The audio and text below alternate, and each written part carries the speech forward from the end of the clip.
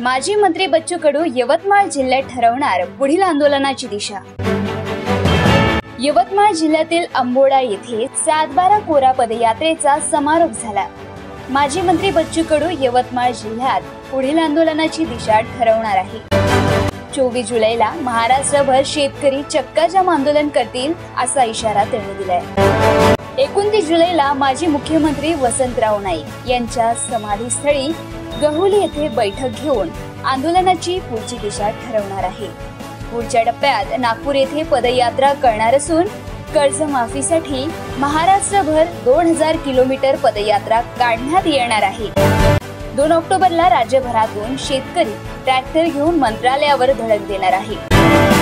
टप्पा 29 तारखेला नागपंचमी वसंतराव नाईकांच्या स्मारकाच्या ठिकाणी मीटिंग होईल आणि तिथून पुढचा टप्पा ठरवला आहे। माझं असं म्हणणं आहे का 24 तारखेला महाराष्ट्रभर चक्का जाम होईल, तेपर्यंत सरकारला आम्ही वेळ देतोय। पुऱ्या महाराष्ट्रभर आम्ही किमान 2,000 किलोमीटर फिरायचं ठरलं आहे।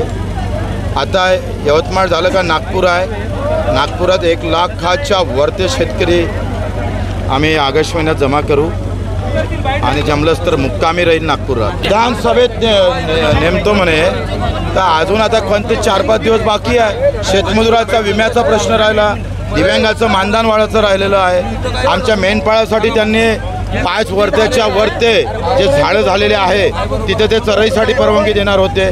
मच्छीमाराची मीटिंग नितेश राणे वेगळे लावणार होते, ते अजून झालं नाही। मीटिंग घेतली पण इथे उत्तरच तयार नाही। सगळ्यांनी आपापला ट्रॅक्टर, शेतकऱ्याचा ट्रॅक्टर आणि डिझेल गाव करायचं।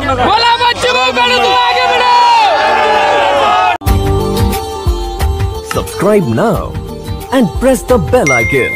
Never miss an update.